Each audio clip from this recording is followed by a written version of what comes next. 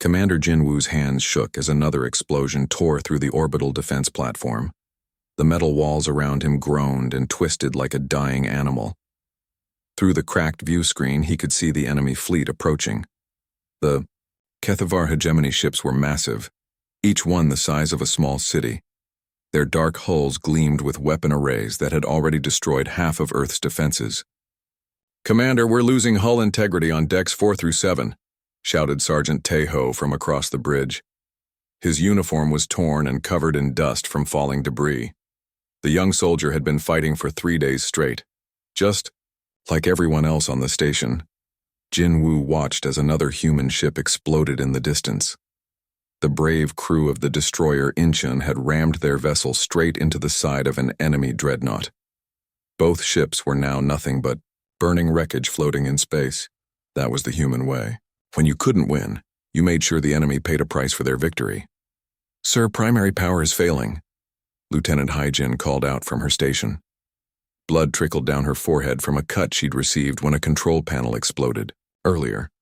She wiped it away with the back of her hand and kept working. That was Haijin for you. Nothing could stop her from doing her job. The lights flickered and went out for a moment before the emergency power kicked in. Red warning lights bathed everything in an eerie glow. Jinwoo knew they had maybe 10 minutes before the station's reactor went critical. The hegemony had been targeting power systems specifically. They wanted humanity to die slowly, to suffer. Jinwoo pulled up the communication array on his console. His fingers moved quickly across the controls, even as the station shuddered under another barrage. He wasn't just sending out a simple distress call. No, this message would contain everything humanity had learned during their desperate fight for survival. He uploaded tactical information about how human soldiers had adapted their fighting styles to face superior alien technology. He included biological data showing how humans could survive in conditions that would kill most other species. He added psychological profiles explaining why humans never gave up, even when facing certain death. Most importantly, he embedded something that couldn't be measured or quantified: the fighting spirit that had carried humanity from caves to the stars. The same stubborn refusal to quit that had helped them survive ice ages, plagues, and world wars. "This is Commander Jinwoo of the Terran Defense Force." He spoke into the microphone, his voice steady despite the chaos around him. "If anyone out there receives this message, know that we fought. We never surrendered. We never bowed down to those who would make us slaves. Remember us not as victims, but as warriors who stood against the darkness." He paused as another explosion rocked the station. Through the view screen, he could see Earth below. The blue and green world that had given birth to humanity was now covered in smoke and fire. Cities that had stood for thousands of years were burning. But even now, he knew that humans on the surface were still fighting. In bunkers and ruins, in forests and mountains, his people were making the enemy pay for every inch of ground. "We leave behind everything we learned about war, about survival, about the price of freedom. Use it well. And if you are fighters like us, if you know what it means to struggle against impossible odds, then know that you are not alone. Somewhere in this vast galaxy, the human spirit lives on." The transmission shot out into space at faster than light speed, racing through hyperspace, toward distant stars. It carried with it not just data and information, but the essence of what made humanity special. The message that said they would rather die fighting than live on their knees. Far across the galaxy, on worlds where the air was poison and the ground was made of razor-sharp crystal, alien warriors heard humanity's final cry.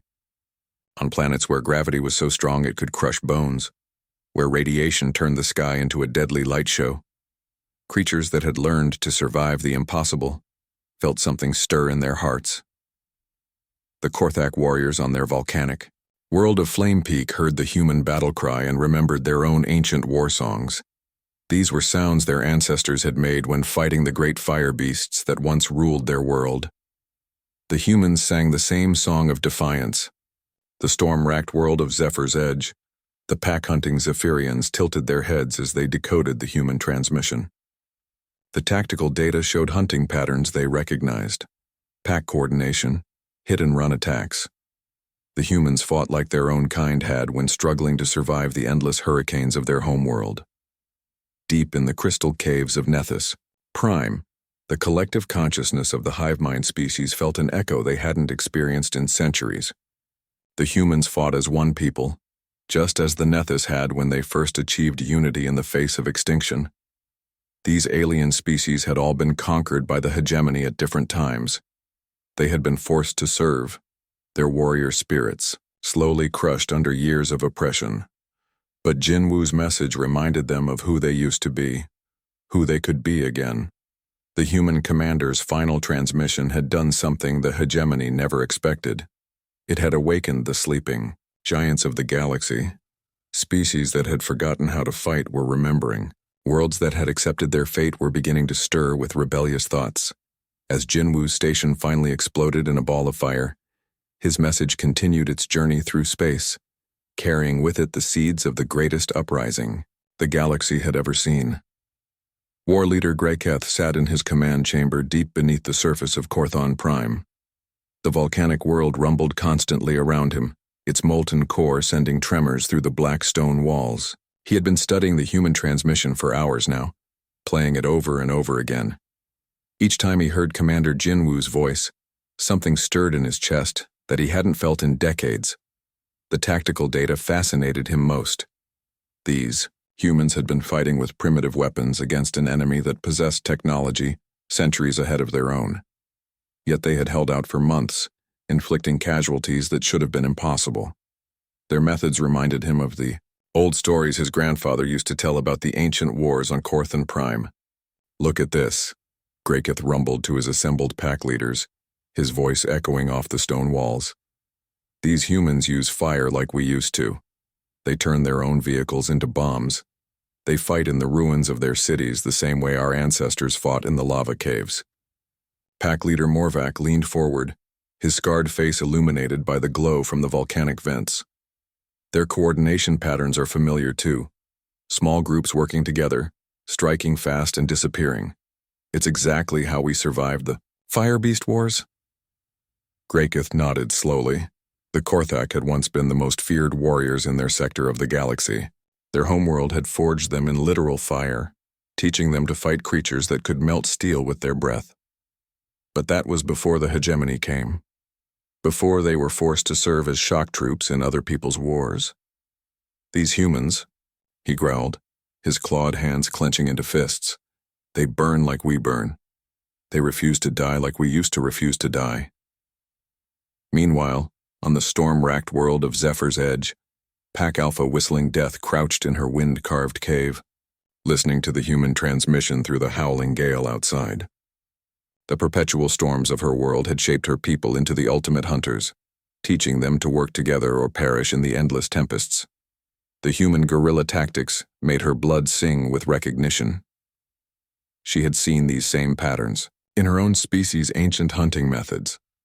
The way the humans coordinated their attacks without central command, the way they adapted to their environment, the way they never stopped moving. It was exactly how her pack had learned to hunt the great sky serpents that rode the storms of Zephyr's Edge. "Listen to this," she howled to her pack sisters, her voice somehow carrying clearly despite the wind. "The humans don't just fight as individuals. They fight as a pack even when scattered across their world. Each small group knows what the others are doing without being told." Her second in command, Swiftclaw, tilted her head thoughtfully. "The same way we hunt during the great storms. When the winds are too strong for communication, we still move as one." Whistling Death's lips pulled back in what might have been a smile, revealing sharp teeth. "The hegemony thinks they conquered a weak species. They have no idea what they've awakened." Far across the galaxy, in the crystalline depths of Nethys Station, a very different kind of awakening was taking place. The Nethys were a collective consciousness, thousands of individual minds linked together into a single entity. They had been forced to serve the hegemony as living computers, their vast intelligence used to coordinate supply lines and battle strategies. But as they analyzed the human transmission, something unexpected happened. For the first time in centuries, the collective found itself inspired. "The pattern is clear," 1,000 voices spoke in perfect unison through the crystal chambers. These humans are not prey. They are predators denied their hunt. The Nethys had evolved on a world where individual survival was impossible. Only by linking their minds together had they been able to overcome the challenges of their harsh environment. They recognized the same desperate unity in the human resistance, the same willingness to sacrifice everything for the survival of the species. They fight as we once fought, the collective continued. When the crystal plague threatened our world, we too chose death over surrender. We remember that feeling. As the human message spread from world to world, something remarkable began to happen. Species that had been conquered decades or even centuries ago started to remember who they used to be. The hegemony had deliberately kept them isolated from each other, preventing them from forming alliances or sharing knowledge. But Jinwu's transmission had broken through that isolation. Hidden communication networks that had been dormant for generations suddenly came alive. The Galactic Liberation Network, a secret organization that had existed only in whispers and legends, began to stir. On a dozen different worlds, warehouse, workers who were secretly former military officers began making quiet phone calls. Dock workers who had once been ship captains started checking on old contacts. Scientists who had been forced into slavery began reaching out to colleagues they hadn't spoken to in years. The message was always the same. Did you hear it? The human transmission? They fought like we used to fight. Within days, hidden fleets began moving through the outer systems. Ships that had been disguised as cargo haulers revealed their true nature as warships. Vessels that had been thought destroyed years ago emerged from hidden bases in asteroid fields and dead worlds. Each species brought their own unique strengths to the growing alliance. The Korthak provided heavy assault troops who could fight, in conditions that would kill most other beings. The Zephyrians offered their unmatched scouting and reconnaissance abilities. The Nethys contributed their incredible coordination and strategic planning capabilities, but they all shared one thing in common. They had been reminded by a dying human commander that they were more than just conquered subjects. They were warriors. They were survivors. They were the children of worlds that had tried to kill them and failed. The hegemony had made a critical mistake.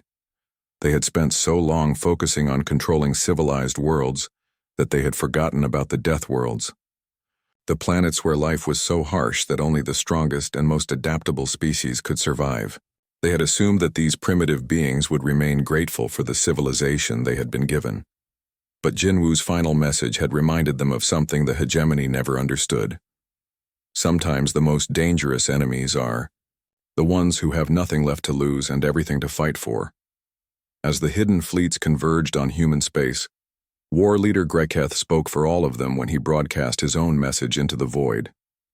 Humans of Earth, if any of you still live, know this: you are not alone. Your fire has rekindled ours. We come not as conquerors, but as brothers in arms. The awakening had begun. Sergeant Donghyun pressed his back against the crumbling concrete wall, feeling the rough edges dig into his spine. The ruins of Seoul stretched out around him like broken teeth, buildings torn apart by weeks of orbital bombardment.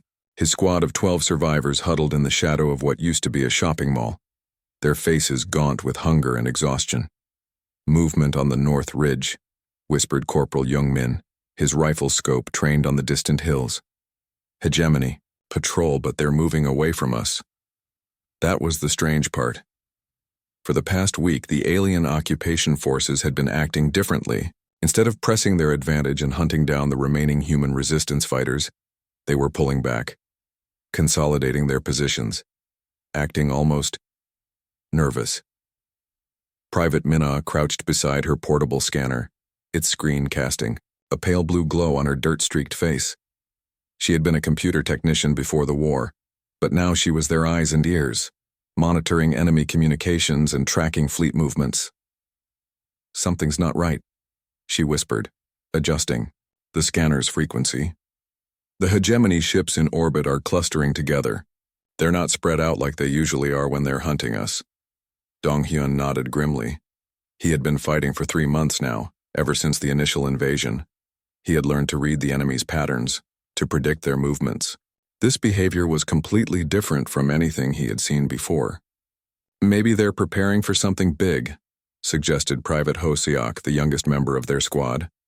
At 19, he still had the eager look of someone who believed they might actually win this war. Or maybe something big is preparing. For them, Dong-hyun replied, scanning the horizon through his own scope. The answer came at dawn. Minna's scanner started screaming with contacts, so many that the screen looked like a snowstorm. "New contacts dropping out of hyperspace," she whispered urgently. "Lots of them. I count at least 50 ships, maybe more." Dong-hyun felt his heart sink. Another wave of invaders, come to finish what the hegemony had started. He gripped his rifle tighter, mentally counting their remaining ammunition. They had maybe a day's worth of fighting left in them before they ran out of bullets. "What do they look like?" he asked, though he wasn't sure he wanted to know. Minna frowned at her scanner. "That's the weird part. They don't match any hegemony. Ship designs I've seen? These are different." The first ships to emerge from hyperspace were massive and angular, their hulls covered in what looked like armor plating. They moved with the blunt efficiency of battering rams, clearly built for close-quarters combat rather than elegant space warfare. Behind them came sleeker vessels that moved in coordinated groups, darting and weaving like a pack of wolves. Their hulls were dark and streamlined, designed for speed and stealth rather than raw firepower. Finally, geometric formations of smaller craft appeared, moving with mathematical precision that made Dong-hyun's head hurt to watch. They formed, perfect triangles and hexagons, each ship positioned exactly where it needed to be. "Unknown fleet types," Minna reported, her voice tight with confusion. "I've never seen anything like them in the databases." Dong-hyun expected the worst. These new arrivals would probably fight the hegemony for the right to conquer Earth's remains. Humans would be caught in the middle, crushed between two alien forces who saw them as nothing more than obstacles. Instead, the newcomers opened fire. On hegemony positions, brilliant energy beams lanced out from the angular ships, punching through hegemony shields like they were made of paper. The pack hunters swept down on isolated enemy vessels, tearing them apart with coordinated strikes. The geometric formations moved with inhuman precision, each ship firing at exactly the right moment to maximize damage. "They're fighting the hegemony," Hosiak breathed, his voice filled with wonder.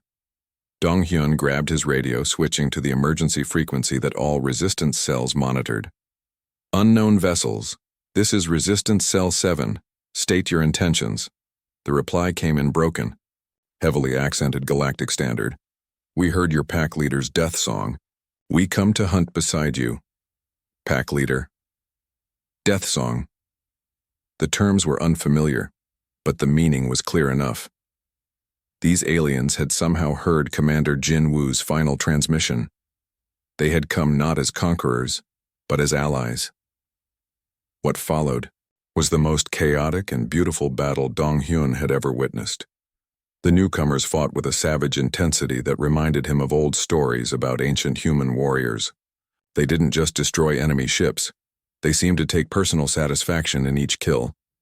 The angular vessels, which he learned belonged to a species called the Korthak, specialized in ramming attacks. They would absorb tremendous damage, while closing distance, then unleash devastating close-range weapons that could tear through even the heaviest armor. The pack hunters were Zephyrians, and they moved like their name suggested. They would surround enemy formations, striking from multiple directions at once, never giving their targets a chance to coordinate a defense. The geometric formations belonged to the Nethys, and their precision was terrifying to watch. Every shot was calculated for maximum effect. Every movement was planned 3 steps ahead, but what amazed Dong-hyun most was how quickly they adapted to working with human forces. When his ammunition ran low during a firefight with hegemony ground troops, a massive Korthak warrior simply tossed him an energy rifle, grunting something that sounded like approval. When Zephyrian scouts located enemy sniper positions, they would relay the coordinates to human marksmen who could make shots that the aliens couldn't. The humans had better long-range accuracy, while the aliens provided the intelligence and firepower. Private Minna found herself working directly with Nethys technicians, her scanner linked to their ship's sensors. Together they could track enemy movements across the entire battlefield, coordinating strikes that would have been impossible for either species alone. "This is incredible," she whispered to Dong Hyun during a brief lull in the fighting. "They're not just helping us, they're learning from us, adapting to our tactics." Dong Hyun nodded, watching as a Korthak warrior demonstrated the proper use of human grenades to a group of fascinated aliens. "And we're learning from them too." It was true. The humans were discovering new ways to fight, new strategies that combined their creativity with alien strength and technology. When conventional tactics failed, human ingenuity would find a solution. When human weapons weren't enough, alien firepower would fill the gap. The hegemony had prepared for a simple occupation of a conquered world.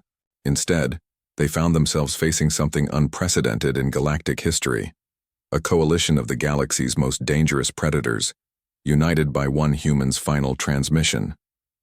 As the battle raged around Seoul, Dong Hyun realized that Jin Woo's message had accomplished something miraculous. It hadn't just called for help. It had reminded the galaxy's fiercest warriors that they were stronger together than they could ever be apart. The convergence had begun, and the galaxy would never be the same.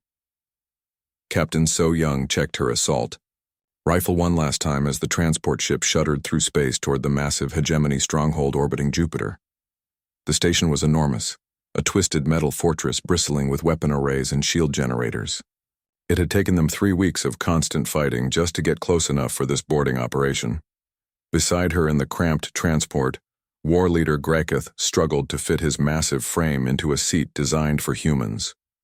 The Korthak warrior stood nearly 8 feet tall, his rock-like skin scarred from countless battles. His own people's weapons looked like ancient clubs compared to human technology, but So Young had learned not to underestimate their effectiveness. "Still, can't believe we're doing this," muttered Sergeant Byung-ho, nervously adjusting his helmet. 6 months ago, I'd never even seen an alien. Now I'm about to storm a space station with a bunch of them. "They're not just aliens anymore," So Young replied, watching as Zephyrian pack hunters moved through the transport like living shadows. Their sleek forms seemed to flow rather than walk, and their large eyes missed nothing. "They're our brothers." Now, it was true. The past months of fighting had forged bonds that So Young would never have thought possible. She had seen Korthak warriors shield human soldiers with their own bodies. She had watched Zephyrian scouts risk their lives to guide human civilians to safety. The Nethys Collective had shared their advanced medical knowledge to help treat wounded humans. "Breach in 30 seconds, she announced over the comm system, her voice carrying to every species represented in their assault force. The transport slammed into the station's docking bay with a thunderous crash. Immediately, the doors exploded outward as Korthak breaching charges tore through the station's hull. Hegemony defenders were waiting for them, their energy weapons already firing into the breach. What followed was the most incredible display of combined warfare So Young had ever witnessed. The Korthak warriors charged straight into the enemy fire, their thick hides absorbing shots that would have killed any human instantly. Behind them, human soldiers used their tactical training to coordinate the assault, calling out enemy positions and directing the flow of battle. "Heavy troopers blocking Corridor 7, shouted Private Sungmin over the radio. "On it," rumbled Greketh, his voice barely audible over the sound of combat. The massive warrior barreled down the corridor, his traditional war club crackling with energy. The hegemony soldiers' weapons couldn't penetrate his armored skin, and their formation crumbled under his charge. While the Korthak kept the enemy's attention, So Young led a team of human soldiers through the station's service tunnels. It was a classic flanking maneuver, something they had practiced dozens of times in the ruins of Earth cities. The difference now was that they had alien allies to distract the enemy while they moved. The Zephyrians were doing their part too. So Young could hear their pack calls echoing through the station's corridors as they coordinated with human demolition experts. The aliens' natural hunting instincts combined with human explosive expertise to trap entire enemy squads in collapsed sections of the station. "Demolition charges set," reported Corporal Mi Young from her position near the station's main power core. Zephyrian scouts confirm all enemy personnel have been cleared from the blast zone. The teamwork was flawless. Each species contributed their unique strengths while covering for the other's weaknesses. Humans provided tactical flexibility and technical expertise. Korthak warriors served as unstoppable shock troops. Zephyrians handled reconnaissance and coordination. The Nethys Collective managed the complex logistics of keeping such a diverse force supplied and organized. As they fought deeper into the station, So Young's team discovered something that made her blood run cold. Hidden in the lower levels were massive databanks containing hegemony records. The information they contained painted a picture of systematic genocide on a scale that was almost impossible to comprehend. "Captain, you need to see this," called out Technician J1, his face pale as he read from a captured computer terminal. The colony worlds: Kepler 442b, Proxima Centauri b, Wolf 359c. They're all listed as cleansed in the hegemony records. So Young felt her heart sink as she read the files. Dozens of human colony worlds had been attacked years before Earth itself was invaded. Millions of people had been killed or captured, their populations sold into slavery across hegemony space. Earth hadn't been the beginning of humanity's persecution. It had been meant to be the end. In one section of the station, they found something even worse: an abandoned transport ship that had once carried human colonists. The vessel was filled with personal belongings, clothes, photos, children's toys, all left behind when its passengers were dragged away to lives of slavery. So Young knelt beside a small stuffed animal lying on the floor, its fur matted with dust and age. It was a teddy bear, probably belonging to some child who was now either dead or enslaved on some distant world. She picked it up with trembling hands, thinking of her own younger brother, who had died defending Sol. "No more," she whispered, her voice barely audible over the distant sounds of battle. "Never again." War Leader Grayketh appeared beside her, his massive form filling the doorway. He looked down at the abandoned toy in her hands, and something passed between them that needed no translation. The Korthek had their own stories of families torn apart by hegemony conquest. "Your pack leader Jin Wu was right," Grayketh rumbled, in his broken galactic standard. "Some things worth dying for, some things worth killing for." Word of their discoveries spread quickly through the Allied fleet. The war that had begun as a desperate rescue mission for Earth was transforming into something much larger. Every piece of evidence they uncovered revealed more hegemony atrocities, more enslaved populations, more worlds crying out for liberation. The response was immediate and overwhelming. Species that had remained neutral suddenly declared their support for the Alliance.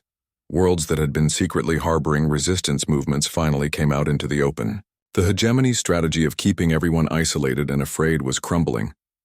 On the bridge of their flagship, Admiral Wu Jin watched as more ships joined their fleet every day. Former hegemony subjects, neutral trading vessels, even some hegemony military units whose crews had decided they couldn't stomach their orders any longer. "Status report," he requested from his communications officer. 17 more systems have declared independence from the hegemony in the past week, Lieutenant Yunji reported. "The Altarian Republic is sending their entire fleet to join us. The Vegan Trade Federation has agreed to provide supplies and logistics support." What amazed So Young most was how naturally the different species worked together now. Language. Barriers that had seemed impossible to overcome were being bridged by shared purpose. Cultural differences that should have caused conflicts were instead becoming sources of strength. In the mess halls of their ships, human soldiers shared meals with Korthak warriors, learning each other's languages and swapping stories of home. Zephyrian pack hunters taught human scouts advanced tracking techniques, while humans showed the aliens how to use improvised weapons and explosives. The Nethys Collective had begun including human thoughts in their group consciousness, creating a hybrid intelligence that was greater than the sum of its parts. Human creativity combined with Nethys logic and processing power was producing battle strategies that consistently outmaneuvered hegemony forces. But most importantly, they had all learned to trust each other. When So Young gave orders, alien warriors followed them without question. When Grayketh called for a charge, human soldiers backed him up without hesitation. When Zephyrian scouts reported enemy positions, everyone knew the information was accurate. They had become more than just allies. They had become brothers and sisters in arms, united by their shared determination to end the hegemony's reign of terror. Jinwu's final transmission had accomplished something that centuries of diplomacy had failed to achieve. It had reminded them all that freedom was worth fighting for no matter the cost. As their combined fleet prepared for the next phase of their campaign, So Young looked around at her diverse crew and smiled. The galaxy would never be the same again. Admiral Jamin stood at the center of the massive bridge, watching the swirling, blue and green marble that was Hegemony Prime grow larger on the main view screen. After 18 months of fighting across half the galaxy, they had finally reached the enemy's homeworld. The planet looked peaceful from space, its cities gleaming like jewels against the blue oceans. It was hard to believe that this beautiful world had been the source of so much death and suffering. Around him, the bridge buzzed with activity, as representatives from 47 different species worked side by side. Human tactical officers, coordinated with Korthak war leaders, their voices mixing with the harmonic communications of the Nethys Collective and the pack calls of Zephyrian scouts. 6 months ago, such cooperation would have been impossible. The language barriers alone should have made it a nightmare, but somehow, they had made it work. Combat had a way of breaking down barriers that diplomacy never could. When you fought, beside someone, bled with them, watch them risk their life to save yours. Things like different skin colors or extra arms stopped mattering very much. Fleet status report, Jamin requested, his eyes never leaving the planet below. Commander. Taekyung, his human second-in-command, consulted her displays. All task forces are in position. The Korthak heavy assault groups are ready to lead the orbital bombardment. Zephyrian infiltration teams have already begun landing on the planet's surface. The Nethys coordination network is fully operational. Jamin nodded grimly. The plan was ambitious, a simultaneous assault on every major hegemony command center across the planet. It would require perfect timing and coordination between species that had never worked together before this war began. Begin the operation, he ordered. What followed was the most decisive battle in galactic history. The combined fleet moved with a precision that stunned even Jamin. Korthak battle barges smashed through the planet's orbital defenses while human cruisers provided covering fire. Zephyrian pack hunters darted between enemy formations, striking at weak points that human tactical analysis had identified. The Nethys Collective coordinated it all, their shared consciousness allowing them to adjust the battle plan in real time as conditions changed. On the planet's surface, the fighting was just as intense but equally one-sided. Hegemony ground forces had never faced anything like the Deathworlder Alliance. Human special forces teams worked alongside Korthak shock troops, their different fighting styles complementing each other perfectly. Where human soldiers used stealth and precision, Korthak warriors provided overwhelming force. Zephyrian scouts guided both to their targets with deadly accuracy.